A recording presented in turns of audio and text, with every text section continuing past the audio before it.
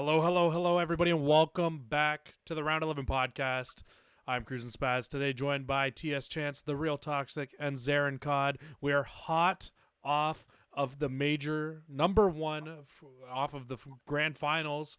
And I mean, it was definitely a spicy one. I think it's what a lot of people projected to happen, though. But boys, how are you guys doing today? Doing good. I'm doing good. Good week of COD. Good week of COD. Oh well, I'm doing pretty good. Lots of Call of Duty this week. Exciting stuff, exciting games. Some very disappointing performances. We'll get into that, but We will definitely be getting into that. First things first, I just wanna say this. Congratulations, James and Zach. You guys did not speak at the exact same time to start this podcast. So can we get a little round of applause for them? And also, guys, I know I always say this at the end of the video, but I know not a lot of you guys get to the end of our videos. I see our average view time. So just know, if you guys are here and you guys are watching this, stay for our damn power rankings. They get good, man. They get really good down there. Especially this week. This week, a lot of things are different for our power rankings, I think, going into this week. So they should definitely be spicy. And also, another thing I say towards the end of the videos, usually I don't say at the top, make sure if you guys are watching this on YouTube, you guys are liking and subscribing. It really helps grow the channel. And also, follow us on Twitter on all of our ads. It'd be very much so appreciated. Anyways, guys, let's get on into the podcast. Today, we're going to be going over the Stage 1 Major, then heading in a little bit over towards our Pick'em leaderboard, kind of throwing it around there, trying to see who popped off this week. It wasn't any of us, that's for sure. Popping over them, we're going to get to our power rankings at some point. But before that, we're also going to talk a little bit about how our thoughts on the new Grand Finals format. But anyways, so to kick it off, I'm just going to pop up the bracket for the Stage 1. As you guys can see, FaZe did end up beating Empire in the Grand Finals. But before they got there, there was a whole lot of COD this weekend, so we can kind of go over those matches just to kind of talk about it really quick. So to start us off this week, it was on Wednesday. It was Toronto Ultra 3-2 the London Royal Ravens, and then the Florida Mutineers 3-1 in Seattle. I mean, I don't think there was really any surprises there. I mean, maybe Florida and Seattle, but I really flipped a coin for that one, as we remember from the last. As we hopped into our last podcast, I flipped a coin literally on podcast to see where I was going to vote that one. And then for London, actually, they had a sub plane this weekend, as Alex had to fly back to London, so he won't be with the team anymore. Zed was filling in, I believe it was, right?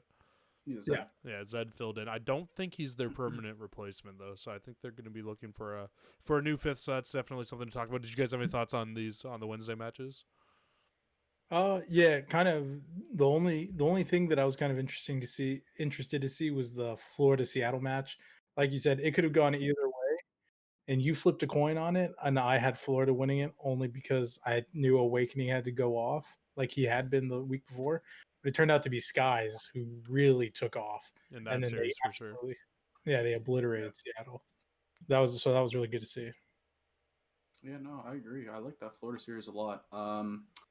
I think the main thing with Florida coming into the major was that Awakening had to have a good week, but seeing Skies come in the way he did, it's good to see, and I think this Florida team is on the rise if Skies keeps performing the way he is.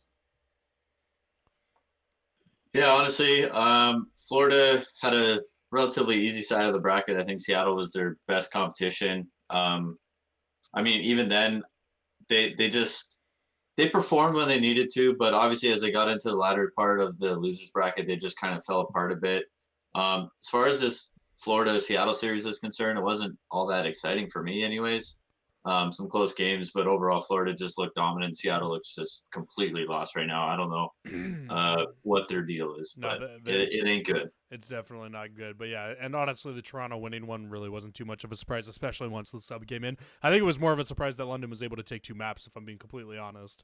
Sorry, go ahead. So I was just going to say, I actually had that one 3-2 for Toronto, because I figured London would put up a fight like they have so far.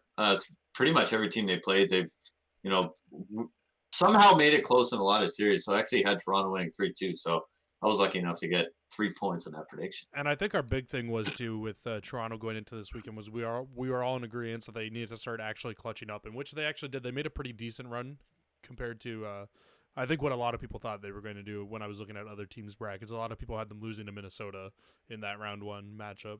But anyways, moving on to Thursday, we had a very big upset to start the day off. LAG 3-0s the LA Thieves. Optic then 3-0s the Subliners. Honestly, that one wasn't too much of a surprise either. I really honestly thought that was going to be a 3-0 or a 3-1. Mutineers 3-1 the Paris Legion, and then the Ultra 3-2 the Minnesota Rocker. Yeah, I was actually really impressed by the Gorillas. I knew the Thieves were coming off getting 3-0'd by Dallas, but I thought they were going to put up a lot more of a fight against the Gorillas because I believe, I don't know, maybe I think I had the Gorillas 10th on my power rankings going into the major. I did not expect that type of blowout. Yeah, no. That was a shocker for sure. Coming home to seeing that match was pretty crazy. I did not think the Gorillas could pull that out, especially against a team like the Thieves. Kind of like to go on your point, they were coming off of getting 3-0'd by the Empire, but still, I thought they would have a better performance than that. The Los Angeles Gorillas, dude. The LAG against LAT. Battle of Los Angeles. Wait, can I say one thing Holy before? shit. Can I say one thing before you say it? Okay. Your boy Apathy finally played up to his top 2 potential there for you, eh? Fuck. Oh, I'm getting there. Oh yeah. Here we go. Okay, first of all, what the fuck happened to the LA Thieves? Okay, they lost badly to Dallas, but they had to have known Dallas is a top 3 team for sure. And I figured they had such an easy matchup, really, out of all the teams. I think on Wednesday of the tournament, or Thursday rather, and they just came out and shit the bed. And we talked a little bit during the week, like this was a match series that the LA Thieves lost, and not so much the LA Gorillas won. The Gorillas came out and they clutched up. That's the bottom line. LA Thieves did not look good, but Jesus, the Gorillas were able to pounce on their opportunities, and they came out swinging. And Apathy, my God, number 2 in the league, baby, second best sub in the league, not a big deal. Coming out frying like he did. He dropped the 1.25 on that match, which was honestly he's the X factor for them if he's doing that. They're going to win series. That's the push that this team needs, because you're not going to have Silly pop off, and Silly struggled in a match later on in the tournament.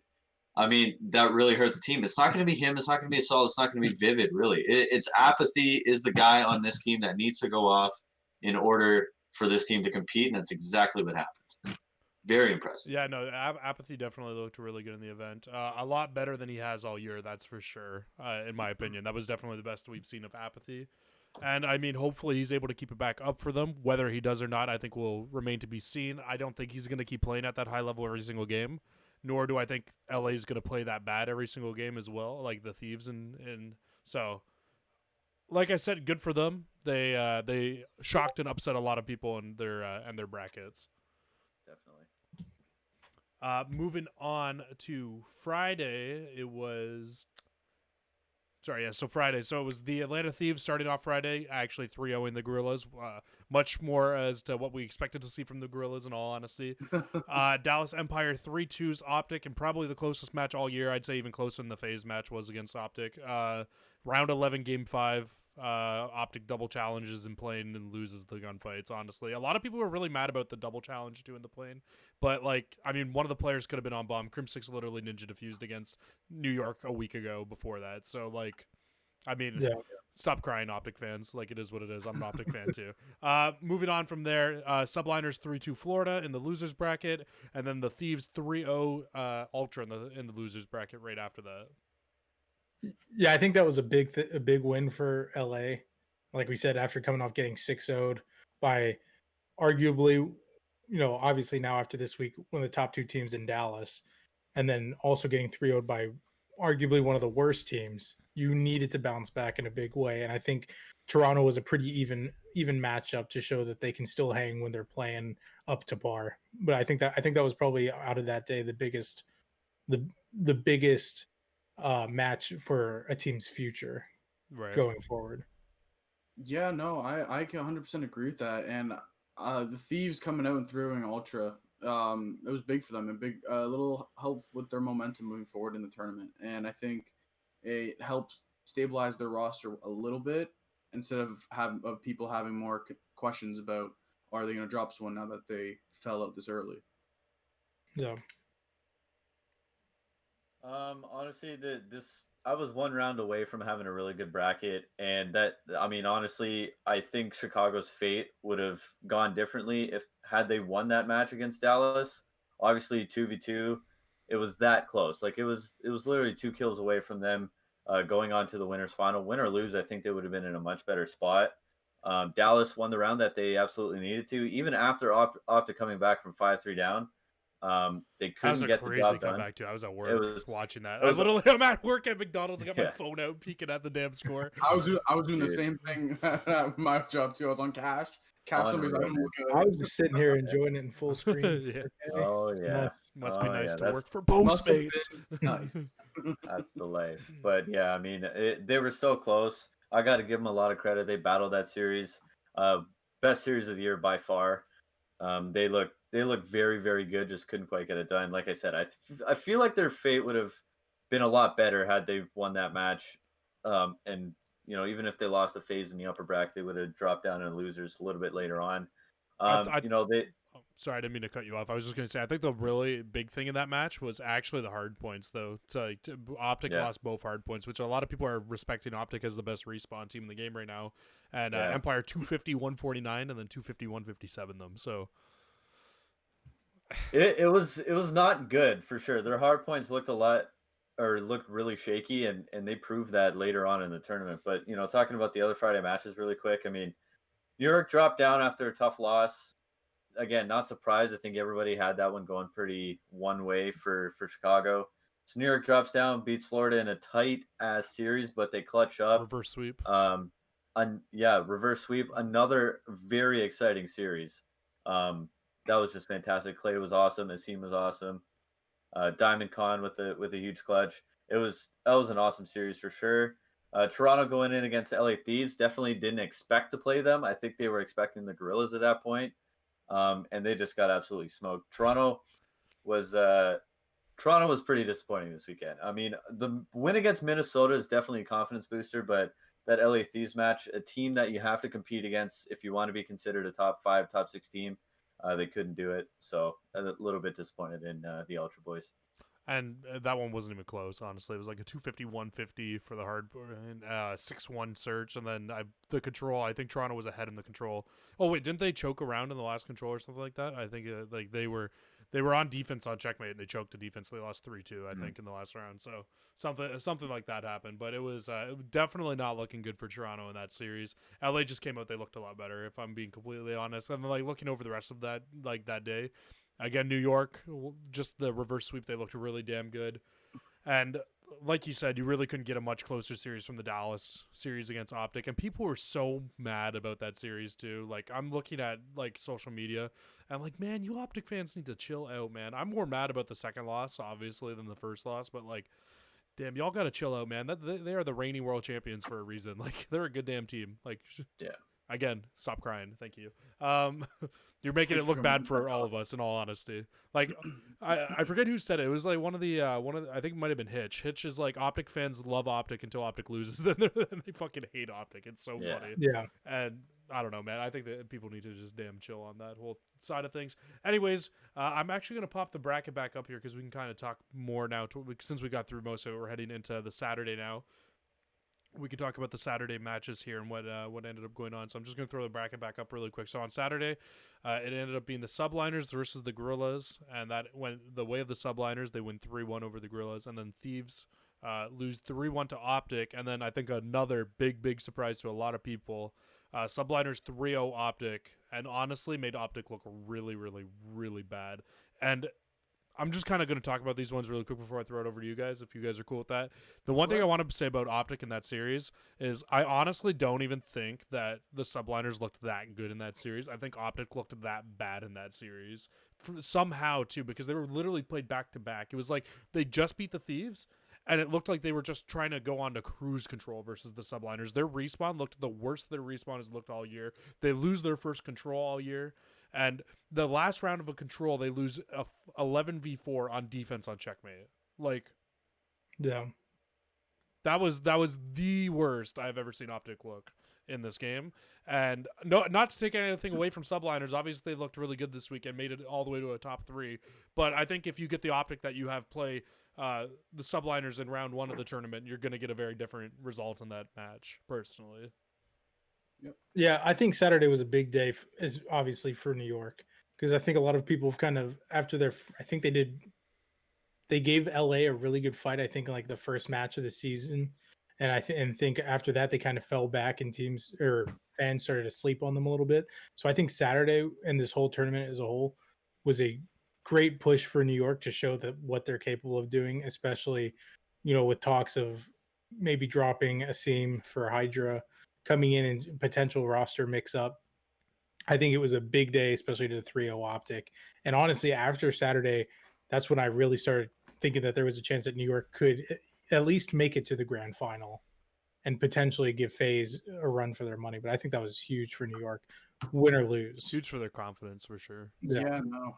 Honestly, like we've said it over the weeks when we see teams get upsets or and stuff like that, and like Optic obviously did not look good, but New York jumped all over that, and I think that goes on Clayster. Like Clayster understand, like the veteranness in Clayster understood that these guys are making mistakes. We need to hop on them as much and as quickly as possible, and I think that's kind of what shot New York over Optic for that match. And honestly, that was probably one of the most entertaining matches I've seen. I am a little bit of an Optic fan, but seeing a team like the Subliners with two young guns and Clayster shooting past a team as good as Optic was pretty impressive. Whew, baby.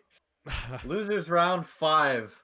Oh my God. New York they just straight up embarrassed Optic. And you know what? I am living for it, baby. Clayster came out with the fire on Saturday, just made an absolute mockery of the whole. This is probably Clayster's best game since AW. Oh, it was, and JCap I think said that on Twitter as well.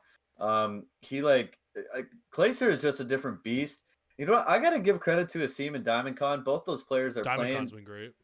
They're playing for their fucking lives right now because they got Hydra sitting. He's just waiting for his opportunity to come in. I think if they lose this series, I think a roster change was imminent. I think it was either Asim or DiamondCon that was coming out. But they played their ass off. They not only beat Optic, but they absolutely murdered them. Embarrassing.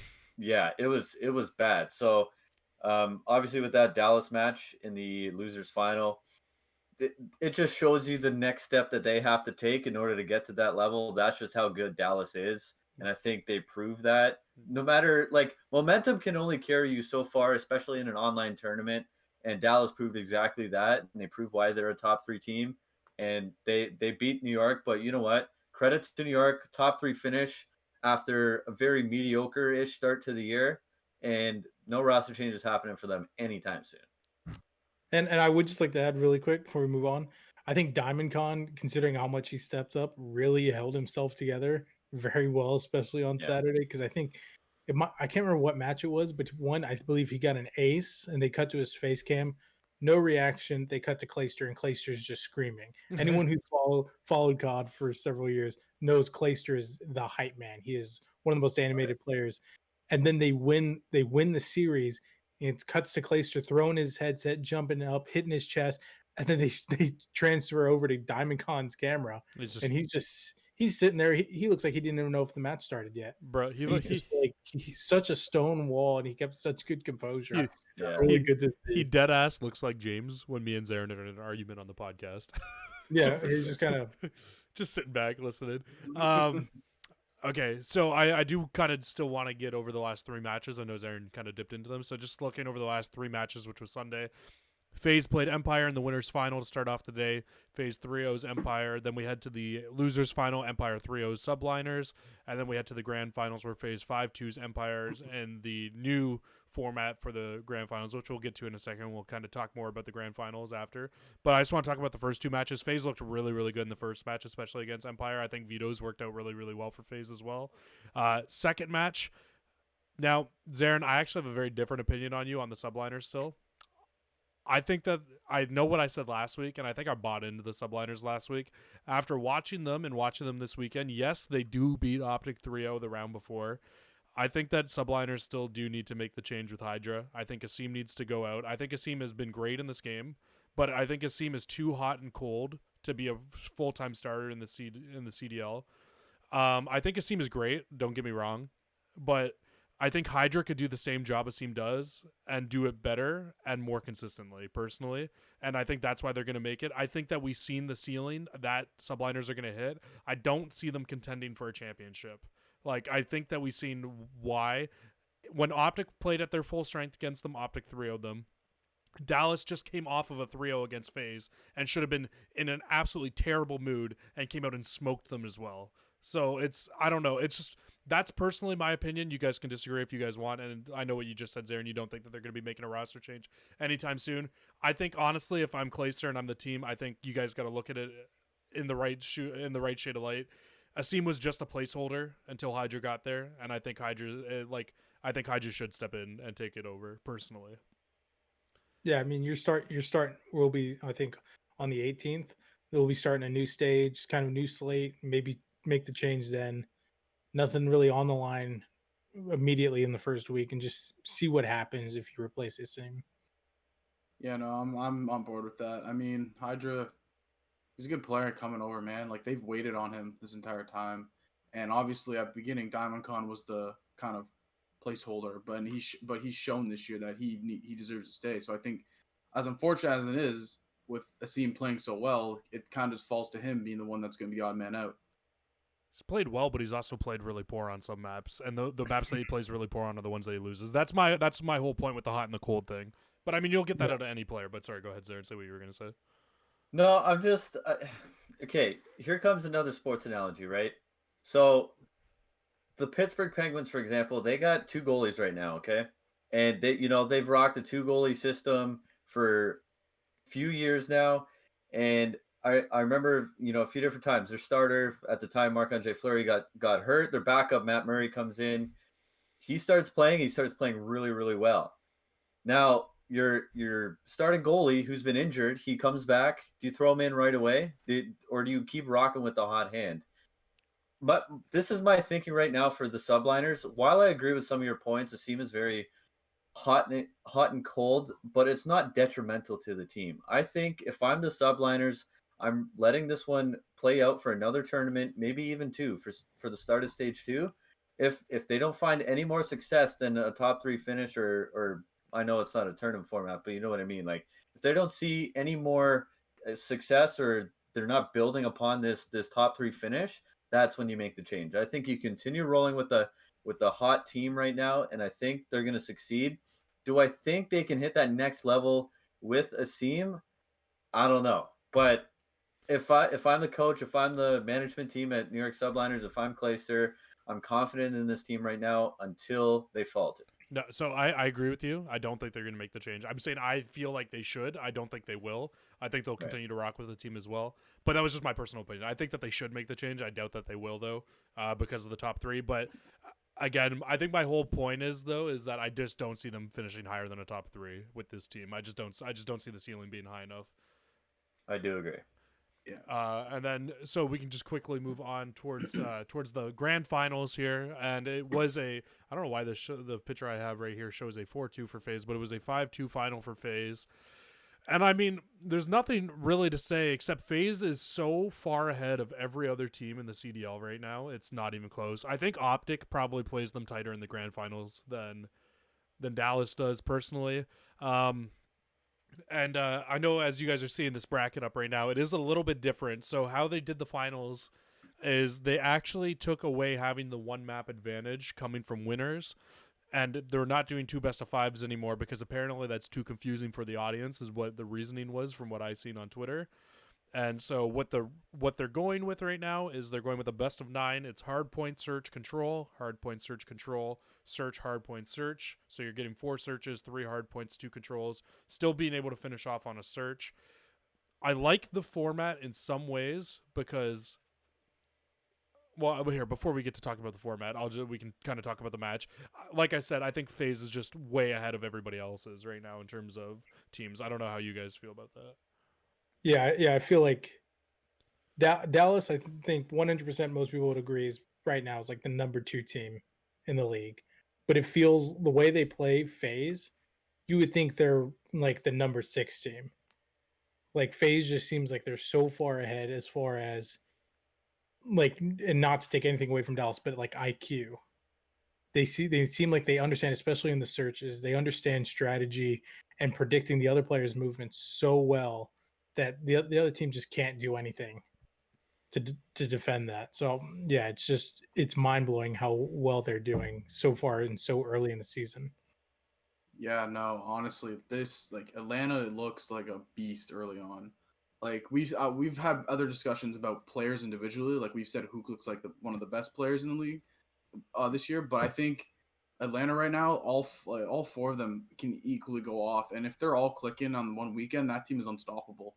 Like if you're just looking at where they're sitting right now, match wins 8. They haven't lost a match yet. 26 game wins and then 20 and then 8 losses. Like this team is dominant, and I think what was the scary part about the final was that we finally saw Simp emerge as the MVP. as the MVP. That's the scary thing, and it was that's how almost of a blowout it was. They won 5-2, I mean, Simp got loud. he made Hook look like he was like a bottom tier sub in the grand finals. To be honest, like Hook rocked a 0.75 in the winners finals, and honestly didn't do much better in the grand finals. He and Hook has been. I think Hook's the best player in the game right now, which is scary to think about. If you want to go off just stats of just the weekend and like just KD leaders, Simp rocks at the top right now with 1.22. And it's crazy. It's crazy to think like through the first couple of weeks of the placements and all those games, it was all BZ's doing this, and it was always Simp quietly doing good. But now we see it as Simp finally emerges as that MVP, and how far away the Atlanta FaZe team actually is from a number 2 team in Dallas, which is kind of scary to me. Yeah, I'm glad we got the stats guy here. I'm not going to talk about Atlanta too much. Everybody knows how good they are. I don't got to gas them up anymore. You guys pretty much nailed it. Honestly, Dallas had a very up and down Sunday, 3-0 loss to a 3-0 win. Very, very confusing team they were on Sunday for sure. They looked very, very bad and then very, very good. And then very bad again. Yeah, and then very, very bad again. Exactly. I mean, the strength of competition definitely in that losers final. A lot of people are expecting that to be Optic in Dallas, as did I. I don't know. Like Dallas has definitely made themselves known as a number 2 team. I think Optic is still right there. I think they just had a very, very bad Saturday. And honestly, other than that, like I still think Optic has it. Like I think they're a top 3 team, no doubt. I think they're separate from the rest of the team. I still think they are infinitely better than the New York Subliners. It's just they had a bad term. It happens to the good team sometimes. Any given Sunday. Dallas, on the other hand, they look really good, really bad, really good. So up and down. They need to find that consistency. They need to translate that into more wins. It's search. More crucial wins. Need to get better at search, except for that game 5 against Optic. Yeah. I mean, it was still 6-5, and they blew a 5-3. It was. So I mean, was, right? Like, I'm just saying. Let whatever Optic fan. Okay, can I just ask a question really quick to everybody? So if you guys are to pick an MVP though from this weekend, who are you guys picking? Or for just stage 1 in general, who are you guys picking out of everybody? Because they gave it to Simp because of his numbers. But if I'm being honest, I'm giving it to Abeezy. I think Abeezy is the best player on that team right now. As good as I think Simp is and as good as Simp's numbers are, the things that Abeezy does on the map go unnoticed. And he is phenomenal. Best player in Cold War right now, the way he plays his life. The first blood percentage that he has in Search and Destroy right now is absolutely ridiculous as well. He was piecing the shit out of Dallas in every single Search and Destroy. He was getting almost every first blood. He's insane. He's so good.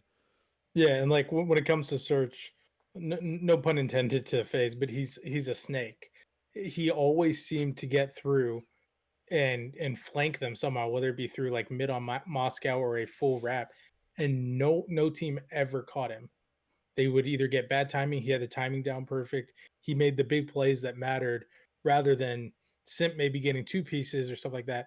He gets around him and gets the first blood almost every single time, and the other team just seems completely caught off guard. And then that just sets the rest of the FaZe members up. Sorry, with me? Abeezy's your MVP? Yeah, that's what I'm saying. 100%. effectiveness on the map is just unheard of. This is how I would look at it. If we're looking at just the finals, just that final series, best of 9 against Dallas, that's where I'll give the Simp the MVP. If we're looking at the entire stage 1, I agree with you on Abizi. And just to go off your thing again, Jesse, about his first blood percentage, he's almost 3%. He's almost 4% higher than the next closest guy in the first blood percentage. He sits at 28.7, and Awakening's at 25. He gets a quarter of the first bloods. Like he get over a quarter. Almost 30% of first bloods. That's a scary in a map. And that's crazy. That's like, man, you nailed it. Like he does things on the map that make his team win, and I think there's no. I think even Simp would agree that he should have won the MVP, but Yeah. Honestly, Simp would probably agree. He'd probably tell him in their chat or whatever that's saying like you should have been yours. He just won it because he went off in the finals. Yeah, and Zarin? I'm gonna go off the board here. Okay, I'm gonna go with Awakening. I think he's a stage 1 MVP. As far as his major, okay. Well, I mean, it probably. I mean, I didn't know we were going to like Awakening's been great, but I mean, yeah, I'm talking more so just like the major. You know, like the two teams. Well, you did say stage 1. I know, but okay. So if we're just talking between Dallas and Atlanta, I'm gonna give it to Hugh. I think he was just that good for so long. Obviously, he had a rough last two series, but you know, in that Optic series, especially this week, he was a difference maker. He was a big part of the reason why they won. I think he's a big part of the reason why they won beforehand as well. He's going to continue that. He played just fantastic throughout the entire last few weeks. I think he's my MVP. Simp is a close second for sure. All right, and to just kind of go into the bracket, or not the bracket, but the new format, and I do want to get all your guys' opinions before I have my opinion, because I do have quite a big opinion on it. So like we said, it's a best of 9 now. No team gets the advantage. What the advantage is you get map veto advantages. So when it comes to map 2 and map 3, or sorry, not map 2 and map 3, when it comes to game mode 2 and 3, which is search and control, because they have a smaller map pool, the team coming from winners is the only team that vetoes a map out. So it is a pretty big advantage still, even though they don't get the map. Zarin, I actually want your opinion on this first. I want to know your opinion on the format change. This format I don't like. I like the one from last year, the best of 9s or best of 7s rather, with the 1 game advantage. No, it was best of 9. Okay, it was best of 9. So like, I like that idea. I like the idea of longer series. Obviously, I'm a supporter of the 2 best of 5s. I think that's the best way to go.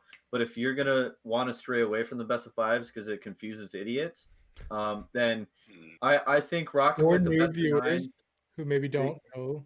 Yeah. Competitive. Okay. I mean, to be fair, when I came into COD, I was never confused on it. It is not hard to understand. It's not that confusing. But so like, I if you're gonna stray away from that, I like the best of 9s or even best of 11s. Back in the good old days of BO2, they used to do best of 11s. I like the 1 map advantage. I think that really solidifies, the winners bracket team being the winners bracket team, giving them the advantage. I'm all in favor of that. This tournament, there was no advantage whatsoever other than vetoes. Obviously, it makes a bit of a difference, but to have that extra game to start it off, that is absolutely massive. They screwed up. Yeah, I don't think they do it again.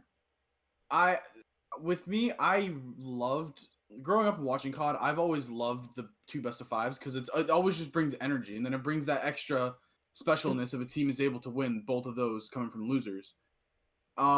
This format, I'm not gonna say I hate it. Yes, it is kind of, in my eyes, kind of weird, and it feels like the winners team isn't getting an advantage. I do understand the vetoing, and there's a slight advantage there because they get to basically kind of pick the map that they're the better at than the other team. I understand that, but I still think that if you were to go back to how it was last year, where like Zarin, like you said, they get that 1 map advantage, or if you go back to what they used to do with the 2 best of 5s, I think that just kind of brings more of a specialness to the grand finals. I mean, I don't know. I'm not going to say this was absolutely terrible, or I'm not going to say it was an amazing idea. I think it was just meh. My thing is I know mine. We spoke about this a little bit before the podcast when we were actually watching the matches. So going to all going to all the CWL events for maybe 3 years prior to when it turned into the CDL. Yes, it is more fun to watch 2 best of 5s, but I went to roughly every CWL match for the 3 years prior, and it's kind of like it's more special when a team does reset the bracket and take the second best of 5, but it was pretty rare. So Never happened. you go into it thinking like, okay, It was 2 best of 5s. It was we literally know optic twice. Like literally, yeah, that's it's it. like we know who's gonna win. There's 2 best of 5s. Odds are this team's not gonna lose twice. So it wasn't as exciting. So I do kind of like the aspect of giving them the advantage via vetoes rather than just giving them a free map. I think that makes it more balanced. Like, congratulations, you made to the grand finals, but now this is the match that matters. You don't have one where you can kind of fall back on, and if it doesn't go well, then okay, we'll try something else. You have one match, and if you really are the best team, it doesn't matter because you'll win. That's just kind of how I look at it. Okay. So I'm not gonna fully rant here, but I'm very indifferent on the new change. I like it, but I also don't like it. So like in terms of how it works with the new best of 9, I do like it because of the veto advantage, and I actually think the veto advantage is a lot bigger than you're saying, Zarin, or than what you think, Zarin, because you were saying that it's like you're like it gives you a little bit of advantage. I think it gives you a really big advantage in terms of you get to pick out a map from both search and from search and control that the other team doesn't have to play when you only have 2 controls in the series. So you're literally picking what 2 controls you're playing, and you're picking 3 of the 4 of the S&Ds. So I think that is a pretty big advantage. The thing I don't like about the best of 9, if we actually like look at it again, it's very, very S&D heavy towards the second half of the best of 9. So if you're not a good S&D team, I mean, they always say S&D wins championships, and I know that's true. But if you're not a great S&D team, you really have to win this in the first half of the best of 9. So I think that's where my issue comes in with it. Now, I like 2 best of 5s more, and I'm going to tell you why. Watching that today, I was actually really, really bored with the longer series. I think having 2 smaller series is better than the 1 really long series. I went into that series, I knew Dallas was going to win it. I don't know if I was bored because I just knew Dallas was going to stomp them. Or, sorry, that FaZe was going to stomp Dallas. But it was, I don't know, man. I just found myself sitting here and just not really fully paying attention to it because it's just, I don't know. I just, like, I felt like there was no way Atlanta was losing that match. And well, do you think FaZe would have lost it if it was a best of 5? No, but I think it would have gotten over. I think it would have gotten over faster if it was a best of 5. That's fair. I think because they 3-0 them in the first 3 maps of the. And I don't know. I don't know, man. I feel like I'm just gonna play devil's advocate a little bit. No. It's a business. They want viewers for a longer amount of time, more ad revenue. No, for sure, that's true too. Exactly. Yeah. That's true exactly too. I didn't even think of it like that, but I don't know. That's just my opinion. I found I was just a little bit bored during the grand final because of how long I found it a little bit funny when we were watching it, and I think it was game 4. It was the hard point. It was game 4 or 5. I can't remember. And you straight up said, Jesse, you're like, I'm gonna grab water. Dallas is winning this match. You came back and they won. I think that was the best. That was the best part of the whole thing. You're like, I kind of can predict the series. I don't know. Like I said, well, my predictions this week were not very good. We can get into talking about that soon too, but I don't want to.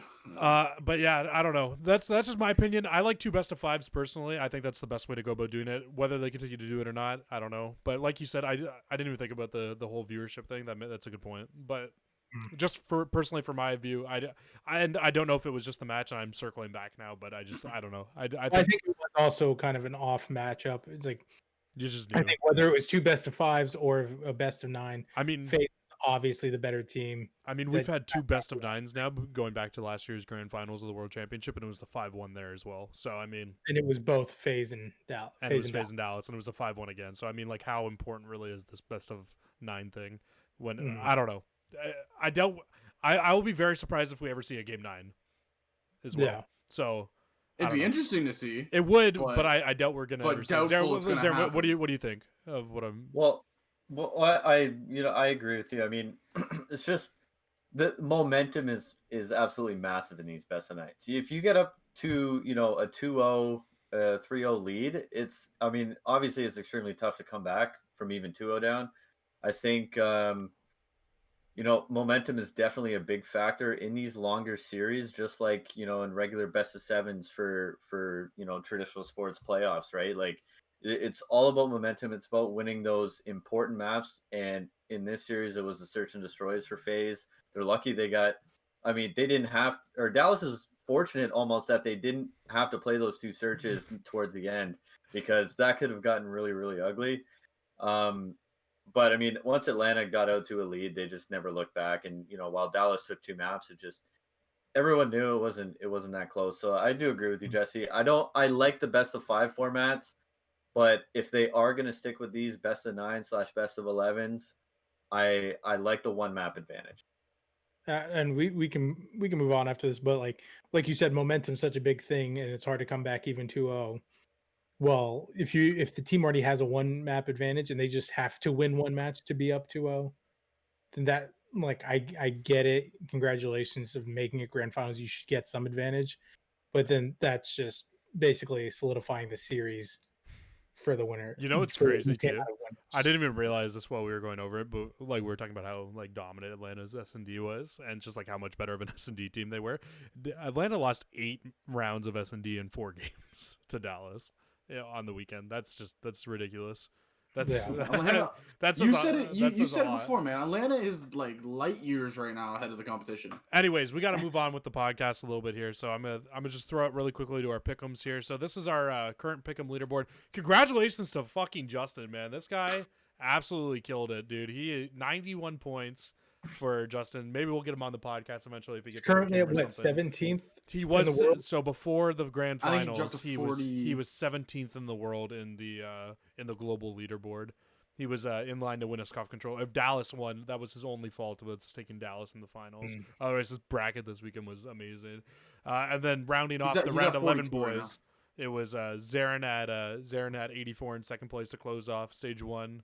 I had 77. I was in 4th. James had 74 in 5th, and then Zach had 66 and 7th. So not the hottest stage for Zach. What do you mean? I called the winner. We called the winner. That's all that matters. You called the winner from the wrong side of the bracket, though. So. It's okay. We'll get him next time. Like Wayne Gretzky said, you miss 100% of the shots you don't take. All right, dude. I don't know what the fuck that has to do with anything. Let's get on to our power rankings here, boys, because we are kind of running this a little bit long now. We're on 42 minutes, so let's kind of fly on through these. So we are going to do a power rankings. We're going to try to get our power rankings back on pace now. Super, we kind of messed a lot of things up. We explained that to you guys last time. And yes, I know this is 3. Is this 2 or 3 podcasts in a row of power ranking? I think it's 2. But I'm not sure. 2, but I think it's our 3rd total. But what we're going to be doing is we're basically going to be doing a podcast how do I explain this? We're going to be doing a mid-stage power rankings and an end-of-stage power rankings. And because Super Week kind of took over the mid-stage part, that's why we had to do one. Anyways, guys, kicking it off once again in the 12th spot. I'm going to throw mine out there first. I got the London Royal Ravens sitting at number 12. I don't really got much to say about them. They need to find a 5th now. Look at Wester. Go for Venom. I think Venom should be your 5th. Honestly, you guys need to stray away from this whole, you need to have European players playing for your team right now. It's not going to work out for you very well at this very point. Zed had a terrible, terrible KD in the Elite Championship Series for Challengers. I don't think Zed is your answer. Look elsewhere. Pick up an NA player. Yeah, I actually have my number 12, I have Seattle. And they switched places. Where do you have London? No, I know. I was going to say, but they switched places with London, who's now on my 11th. Only because of the fact that London won a series. London won a map. I could be. I lost my train of thought. Okay. London was more successful than Seattle. They should have London. Even though they still got Seattle but Seattle's won a series at least. London hasn't even won a series yet. Yeah, we'll go on to Zach. There was a reason. It's okay. There was a reason. I have London at 12. Not much more to say. I mean, hey, they got 2 maps off of Ultra. That's good, right? I remembered what it was. Seattle got 3-1. London got 3-2'd. They literally won a map. That's the reason. All right. I mean, I agree. Seattle's got a lot of problems. Don't worry. But okay. Anyway, my only reason. Zarin, where you got London? I mean, the only place they should be on Are they anyone's number power one? rankings anywhere. They're number 12, Oh. where they should be. They need to find a fourth. Honestly, they need to find 2 fourths because, like, I don't know. Parasite played great last week, but I don't know. London are exactly where they should be. It's not good right now. Not good over there in Maybe the London should UK. pick up Paul X and Venom from that Wester team. I don't know. If they so originally Wester said they wanted to stay together, but they kind of fell to shambles now. They've broken up now, so they're not a solid 4 anymore. Maybe they do make the choice to sign with the team now. And Venom is by far, in my opinion, I think the best sub in challengers right now, besides Saints. And I think Saints has a very real shot of getting onto the London team as well. I think he has a better shot for sure, just because of that pro experience in the past, and purely that's it. But yeah, London has a lot of issues. They need to figure their shit out because if they don't do it fast, they're not even gonna have a sniff at the winners bracket come COD Champs time. So yeah, you're not we'll wrong. see. They absolutely need to figure it out. James, go ahead. Give me your number 12. I know you said it was Seattle, so. Yeah, Seattle. Same reason why London moved up. They got 3-1. They had no chance. Yeah, Seattle. I mean, yeah, Seattle. Okay. All I can say. All right, you got Zach. Okay, go ahead, Sarah. That's all I can say. Where you got Seattle? I actually have Seattle at 10. I probably should have them at 11 based on how Florida performed. Realistically, my power rankings are kind of all over the place. It was kind of rushed almost. But the point is, Seattle is at 10. The bottom 4 teams, with the exception of London, are all very tight. I still think. No one really impressed me out of any of those teams. Florida maybe, but Seattle specifically, just they got some shit to figure out, man. That is for sure. I also have Seattle at 11. I think Seattle actually also needs to make a roster change. I think you need to sub out either Prasini or Looney. I think we talked about this last week on the podcast as well, but I think one of them need to go. I think they play at 2 very different paces, and it's just their pacing is so off. So unless one of them fixes their shit remarkably, I don't see that team getting much better. And Zarin, so you don't have your number 11, so go ahead and take it away with your number 11. Yeah, number 11, I have Florida. Again, they could easily be 8, they could be 9, they could be 10. They were impressive in a few maps. I'm not gonna lie. And you know what? They made a decent little run in the losers bracket, so realistically they should be a little bit higher up. But I mean, still these 4 teams that I keep talking about, they just weren't impressive at all. Florida, again, like I said, were impressive in a few maps, just not enough to make me bump them up much higher than 11. All right. Well, Florida for me, I've actually got Florida sitting at number 9. I think they're right on the cusp. Honestly, I think this team is getting a lot better, and this is why I bought in with them last week. I don't think they make a change. I think Slacked is really good, and he actually played really good this weekend too, from what I can remember. Him and Neptune looked a lot better. Skies was playing back to his full AR form, and I mean, you know what you're going to get out of Awakening. Big Wake is just absolutely unreal at this game. I moved him up 2 spots. They're number 9 now. Yeah, I have Florida at number 8. They looked for like the players they have and how they play in the past, they looked really good this tournament. They got a lot further than I think most people were expecting. And like you said, Skies got back up to what Skies should be and what we know Skies as. And Awakening just was still nonstop. He's just So, unreal. yeah, like so good. Yeah, so I have them at number 8. I was actually really impressed by their little run earlier. Yeah, I have Florida sitting at number 8 as well. Honestly, like we did the buy and sell last time on the podcast. I bought into this roster. I like them, man. I think Skies is only gonna get better. I think Awakening's just gonna keep doing Awakening things does. Zarin, you're shaking your head, but I can't wait for Florida to prove you wrong, man. Wait, what? I kind of missed out on your point. Why was Zarin shaking his head? Go ahead, Zarin. Yeah, go ahead. I want to hear. You're buying in on this Florida team, and you have them at 10? No, I have them at 8. 8? You have them at 8? I have them at 9. I'm also buying it. I think this team could be good. You know what? Yeah, you know what? I'll retract, because I did say these teams from 8 to 11 are in the same category for me. I haven't seen enough of Florida for me to buy into them. Like I said, they were impressive on a few maps. A couple series were really tight.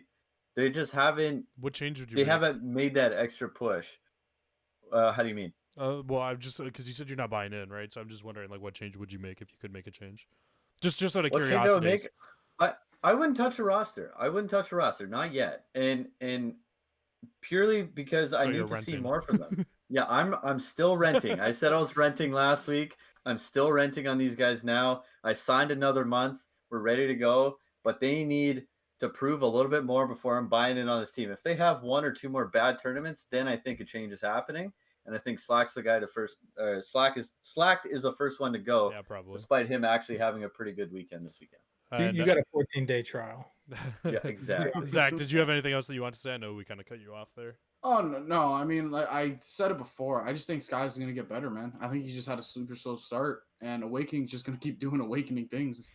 Like that's really it, man. I do gotta agree, by the way, with you, Zarin. I think if we were going outside of all the teams that were like in the top, I think Awakening is probably your MVP for stage 1. He is absolutely carrying that team. He's unreal. Zach, go ahead and take it back away though. Hit me with your number 10 team. My number 10 team might be a little bit of a shocker for you guys, but I put Rocker down at number 10. Now, it's not to fully disrespect that team. Honestly, to kind of what Zarin said about his guys on the lower half, that they can be interchangeable. My guys from 7 to 10 could be interchangeable. And Zarin, kind of, you brought it up that like Priesta is having a rough year on the Rocker. And honestly, I think until the Rocker find a solidified fourth to maybe replace Priesta, I think that team will be better. But right now, I'm not really impressed with them. Like they have good maps, but they also have those cold maps where they don't look like a good team. Actually, I think Zarin was saying he wanted Priest to con too at one point. Yeah, and just to kind of add on to that, I have Minnesota at number 6. I think they were put in a very bad position to start this weekend, but hey, they did it to themselves. However, they did start in losers round 2, so they had that losers bye. I just think if they were in the Gorillas position, I think they would have made more of an impact for sure. I'm not saying they would have beat the LA Thieves, but had they did, they would have dropped down after winners round 2, and who knows who they would have played. I think they just got they just got bad luck for this tournament, and Toronto was able to beat them. They were able to clutch up, so I give credit to them. But Minnesota, man, and Priesta, look, I love him, great guy, but he hasn't deserved to be a pro player for 2 years now. He hasn't been good since Black Ops 4. He had a fantastic Black Ops 4 season, at least the second half. But since then, since he's made that jump up, since franchising, he just I don't know. He looked okay on FaZe last year. He was their worst player. I mean, he was their worst player, and he's now Minnesota's worst player. And I never thought I'd be saying that over Major fucking Maniac, but here we are. Priesta has struggled, and he has continued to struggle. I don't know how he still has a spot. I think that's going to change. I don't think it's going to change now again. I think they're going to give it a couple more weeks, but a change is imminent. I think Priesta's gone, and I'm not sure we'll ever see him again, to be honest. All right. Well, at number 8, that's where I threw Minnesota in at. I mean, I kind of agree with you on some points. I don't think Priesta is that bad. I think Priesta plays that role that you don't like. So he is that scrappier player who has to do a lot of the hard work on the map. So that's where I do give him some slack. I mean, if you're Major Maniac, you get to post up on a head glitch. Of course, your numbers are going to be a little bit better. I'm sorry, I'm just going to say it. But Major Maniac has been pretty clutch this year. I think Minnesota, I think the reason I have them down so low now at number 8 is they've just kind of been disappointing since that win over Dallas. They just haven't looked that great, in all honesty. They've been kind of meh. Your best game mode's supposed to be your search, but you couldn't win a game 5 against Toronto. That's all I got to say. You're at number 8. Yeah, I have Minnesota at number 9. Kind of like you said, I had high hopes for him after them beating Dallas, and I even mentioned it in the past few podcasts. Like I wanted to see if they could ride out that momentum, and I think they dropped from number 6 on my power rankings last week just because I was disappointed. I thought they'd push a little further and make some bigger moves, but they just haven't. They lost their first match of the tournament to Toronto, so yeah, they just had to drop down on mine. All right. Well, James, actually, go ahead. Your number 10 is so open, so go ahead and give me your number 10. Number 10, I actually have Paris, just solely for the fact that I feel like they've been very inconsistent. Like I feel like they have great potential to be maybe like 6 eventually, but I've just been really disappointed in what they can do. I feel like a lot of the time they play very frantically, like they don't really know what to do. And so yeah, I think they need to make some big pushes for them to move up on my list. Yeah, I probably have Paris the highest ranked out of all of us. I have him at number 7. That's what I had him as last power ranking. Yeah, I mean, like you said, they can be very inconsistent, but I think that if Scraps is performing like we've seen him perform, and I know this is, I'm talking going to talk a little, touch on how they played before the major. Um, I liked how they played, man. In all honesty, like they pushed FaZe to game 5. They 3-0'd Florida. They beat Ultra, I believe, 3-2. Like they played really well, and when they're playing well, they can be a good team. Now, I don't think they're gonna be top 5, but I do think they can be the best team in the lower half of the bracket, in my opinion. Well, I have Paris at 9. Um, I rented them last week, and I was right. They had one match to play. They should have beat Florida, in all honesty, after having a very good weekend the weekend before. They didn't take that momentum at all. They to be honest, they got a map, but they overall shit the bed. If they win that series, I think they're definitely higher up. I think they jump into that 7 or 6 spot, but for me, I have them at number 9, just dropping down a spot. They weren't impressive. I am still not buying in on this team, and I think I just paid my last month's rent.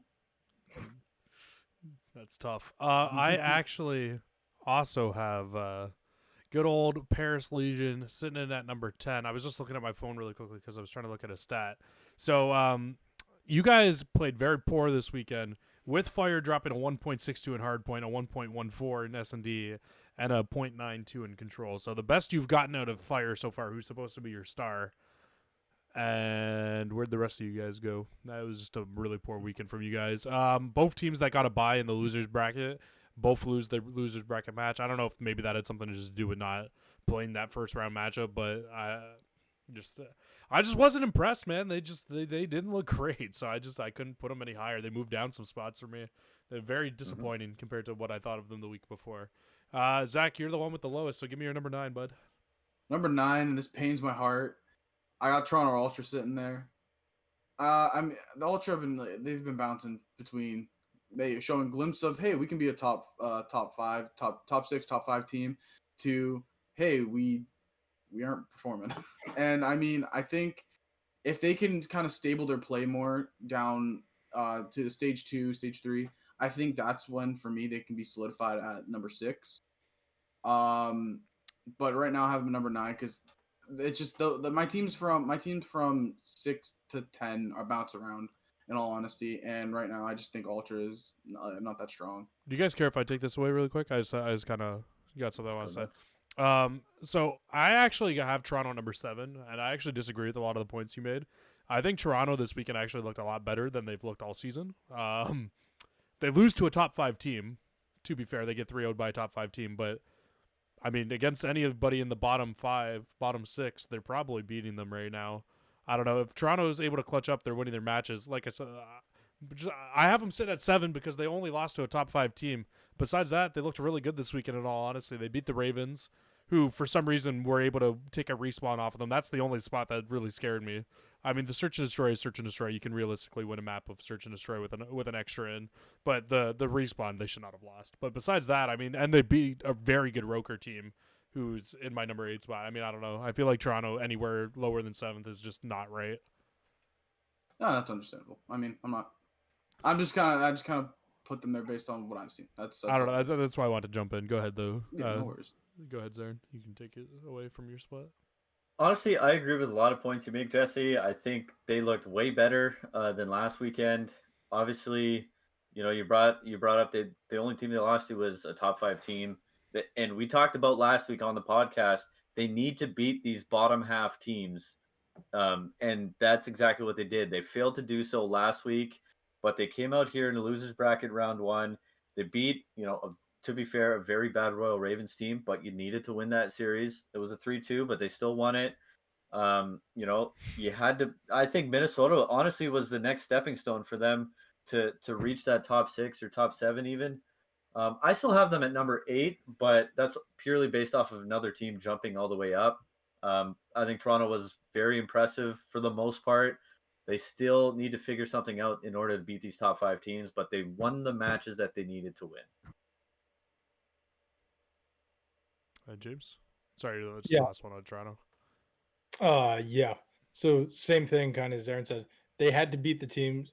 They needed to beat the teams that they played, otherwise they were going to drop on mine. And I was pulling for them to beat LA, considering how bad LA has been losing, or LA Thieves. But since they beat the teams that they played, like even though they were 3-2s, I think it was showed like, okay, we're a solid mid-level They're the best. team. They're the best of the bottom. We're the best like mid-level team, that we have potential to maybe move up a little bit. I don't think we see him going past 5 or 5th all this year, maybe 4th. But I think they're the top of the bottom, so I have them at number 6. Now, I will say I do have one team above them in the top of the bottom right now, and I just want to know where the hell this was the first 2 weeks. You guys were Yeah. lucky. Y'all snuck into that winner's bracket, and y'all made the most of it. So I gotta give it to the damn Gorillas, man. I don't know where the fuck this came from, but these guys came out. They smoked the Thieves. And I mean, honestly, they played Atlanta tougher than I think Dallas played Atlanta on some of those maps. They lost 250 to 220 on the hard point, 6-3 the search, and 3-1 in the control, man. And they beat Toronto a couple weeks ago, so I gotta give it to them above Toronto. I got them at number 6. They've impressed me, man.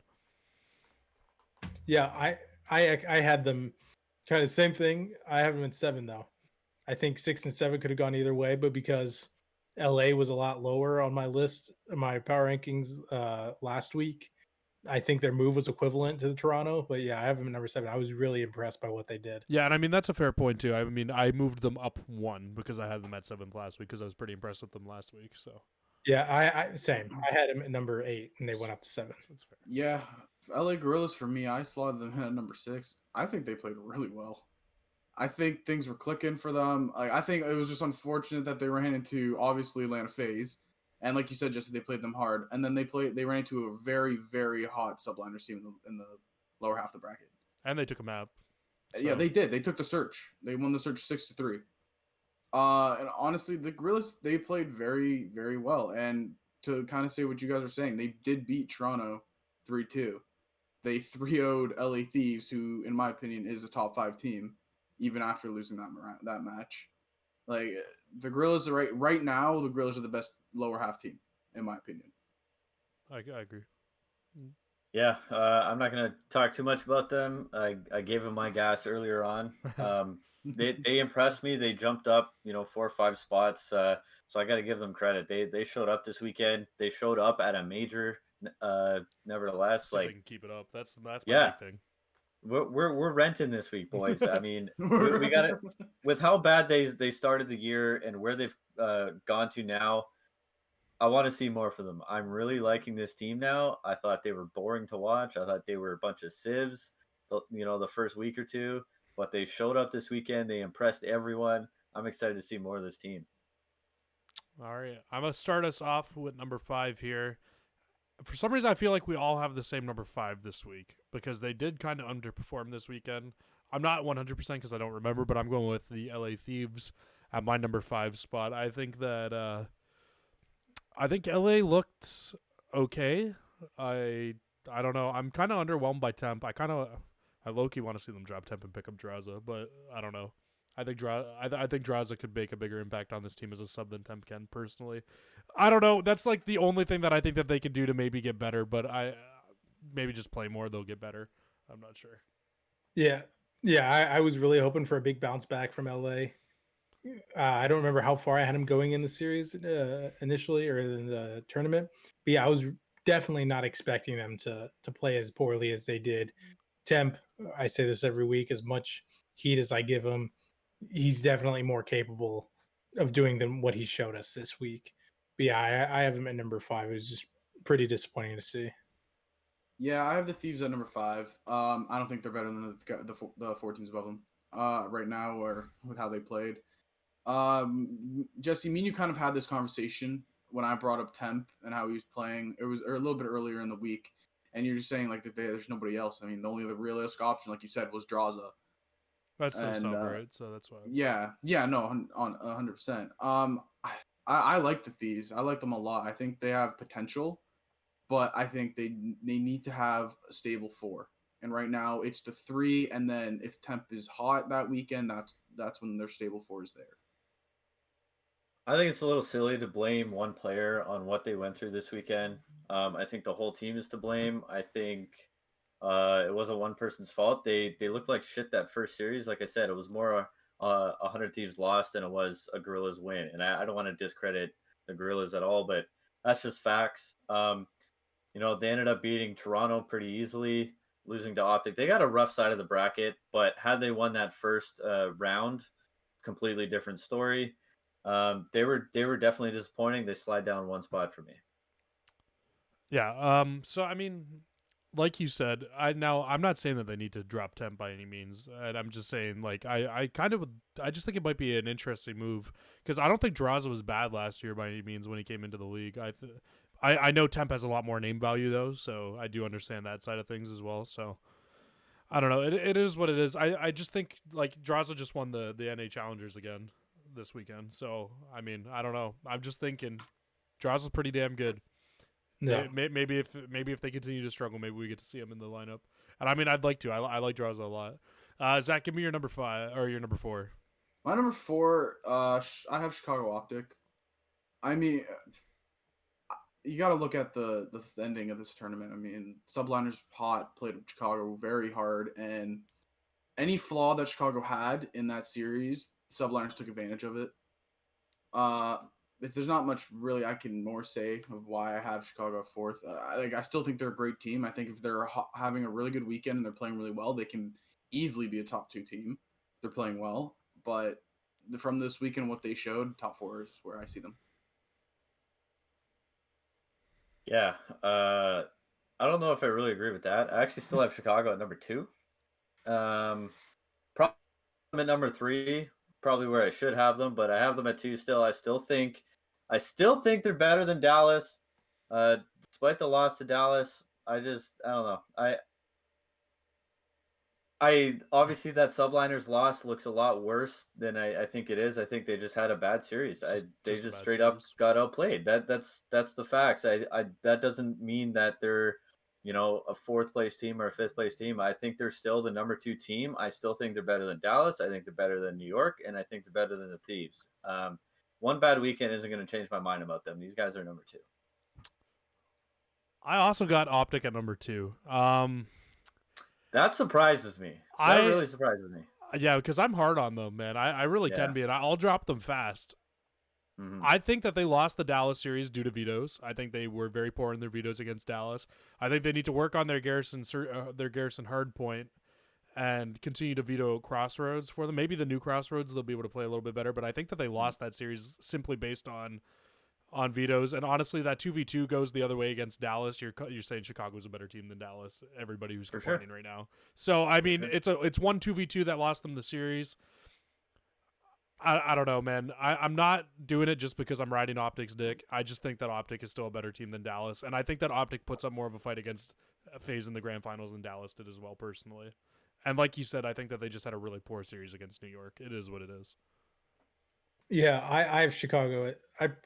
I totally get those points. I have Chicago actually at 3, just because it's the right place for them right now. Personally, they should have done better. That's my only thing. Yeah, it's weird that they lose to Dallas, but yet Optic probably would have put up a better fight against FaZe. I think Optic just did not play up to par. They didn't play how they needed to and how we all know they can. And because that they got 3-0'd by New York, who nothing against them. They were on a streak. They were doing great. But still, like, you need to step it up and play a little smarter at those times when you're struggling. So yeah, I have them at number 3 for that. Yeah, and I mean, who can we have take this one away? You know what? Let's go with Zarin. Zarin, go ahead. Take away your number 4. My number 4, I actually have the Subliners. You know what? They were impressive last weekend. They were extremely impressive this weekend. Obviously, shocking the world. 2 different series. I mean, they showed up. They looked fantastic. They look better than the 100 Thieves. Don't think they're quite there yet as far as the top 3 team. That's number 4, I think, is exactly where they should be right now. I couldn't agree more. I don't think that they are gonna ever hop up into my top 3. Unfortunately, they're a good team.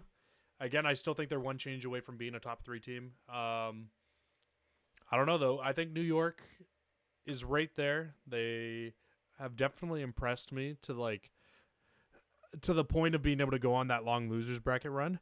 But you know what I just thought of while sitting here? I'm just like, yo, Clayster's like low-key Mr. Losers Bracket. You guys remember what he used to do on that phase team in the loser brackets and those big long runs? He's low-key Mr. Losers Bracket, man. You get him down there and he's just going to keep playing with the fire. Oh, yeah. James? Yeah, sorry. No, I was looking up. I was trying to see where Subliners ended up last year after the 2020 season. I also have them at number 4. I don't think they obviously they've made a huge leap and have had a lot more success than they did last year so far. But yeah, I don't see them ever moving up to top 3 unless for some reason Optic just stops winning matches against the lower tier teams or Dallas forgets how to play. Or I if they don't smoke see, Optic again. yeah. I don't see there being any change there. So yeah, I have them at number 4. But yeah, I was just looking up. I was curious how far they moved up in this tournament alone based on how they played all of last season. I'm gonna be the odd one out as usual. I have Subliners at 3. Now I know again I think they played really well. I say this all the time. I base my power rankings off how they played this week, not how they are overall in the year. I understand, and I might be wrong, might be right. It's whatever. I think they played really well this week. Yes, Optic played bad against them, but you have to also take in consideration that the team is a lot of young talent on the subliners, and they were able to take advantage of mistakes. And you go look at the Dallas series, they take it to around 11 in the search, don't play their best in the control, and they take it to around 5 in the take it to around 5 in control, don't play their best on the hard point. Again, I'm not going to put them over Dallas or FaZe, obviously, because I think those two teams are light years ahead of everybody. But I think they just played better this week than Optic did as a whole. I mean, I can't really. You got to be confident in your picks, okay? Because even if I'm gonna yell at you, you don't have to listen to me because it's my opinion versus yours. It's not always gonna be the same. I am in your confident, picks, dude. I am confident. I don't know. You sounded pretty iffy on your placement in New York. I can't even argue you. They looked better than Chicago this weekend. There's not much else to say. I disagree with it's that. Just. I also don't think Dallas. I disagree with. I think FaZe is the only one who's really. I think FaZe is also the only one. Sorry, James. I don't mean to cut you off. I don't know. I heavily disagree with New York as a top 3 team. I get your reasoning in terms of they played better this weekend, which I honestly don't think they did. I think they had a better losers bracket than Optic, and Optic hit a hot team in the losers bracket and played very poorly. And I don't know. I think if that's your only case, Optic 3-0'd them earlier in the weekend. So yeah, I don't agree that they're a top 3 team, but I understand where Zach's coming from. I mean, if you want to base it off that one match in that losers bracket semifinal, then that's fine. That's what you're going. Then by. that's fine. Yeah. No, I agree. I get that. And again, to anybody who's listening to the podcast, I'm not trying to shit on Zach. I'm just saying that's my opinion versus his opinion. Number 2 team, I'm sure everybody's got this the exact same way pretty much right now. I've actually got them at number 3, and Zaren's got them at number 3. We kind of just got to close with the podcast, though, guys. We've kind of set our piece on all these teams. So we all got Dallas at either number 2 or number 3, and then, of course, everybody's got FaZe at number 1. They are light years ahead of everybody. Any closing statements that you guys want to make on your power rankings at all? You can do 2 FaZe up. I'm curious to see just some of the teams like New York, if we're going to see a roster change going in, or if you try to see if you can build on the success you had. But other than that, the grand finals are kind of boring, but it was a pretty good week. It was a pretty good tournament, I think. I think I'm pretty excited actually to see what groups get pulled for this next one because it's still the same thing. I think FaZe and Dallas start it, and they pick who goes into each other's group. So I think we might actually end up seeing Optic and Dallas in the same group. So we should get to see a rematch again because I would imagine FaZe is going to put Dallas or Optic and Dallas's group off the first pick. You would imagine, right? Mm-hmm. Yeah. So yeah. 3 teams need to make the next step next week or 2 weeks from now. the Gorillas, the Subliners, and the Mutineers. What can those 3 teams do to prove that they deserve to be bumped up higher, not only our power rankings, but even in the pro players, rankings of the teams? Because they're right on the cusp of doing something really, really good. I think if those 3 teams can step up, obviously we'll see what the groups look like and stuff. But if they step up, man, it's going to get even tighter, the competition this year. So I'm excited to see what they can do specifically. And lastly, I'm glad we didn't do the gambling corner with Zarin Cod last week, because holy shit, I would have lost so much money, and I would have lost everybody so much money. So I apologize. I mean, I don't actually, think I don't have to anybody's listening apologize to you. for I don't have to apologize for shit anyways. I never did it, so it never happened. I don't think anybody's listening to your betting advice anyways. Yeah, no, I had the Gorillas 3 over Yeah, Thieves, yeah. I can Yeah, pull his we- bracket up right now if anybody That was a wants lock. to see it. That was a lock. Yeah. Anyways, guys, I think that's about going to do it for the podcast today. I'm not sure if we're going to get a podcast out next week. No predictions either. We'll be coming out this week on Wednesday because there's no matches this week. We're waiting until next week for that. So possibly we could be going a week without seeing a podcast, but for sure next week on Wednesday, get ready for our prediction episode to be out. Besides that, I really don't think there's much else to say, guys. Make sure you guys do follow us on all our socials. They'll be down in the description below. And make sure you guys follow us. I'm hoping we're going to get this damn podcast up on Spotify at some point. But Work in progress. There've been some verification issues, but we're working on it. okay. Yeah. Man. It is what it is. Anyways, guys, that's going to do it for us tonight. Hope you guys all have a fantastic evening.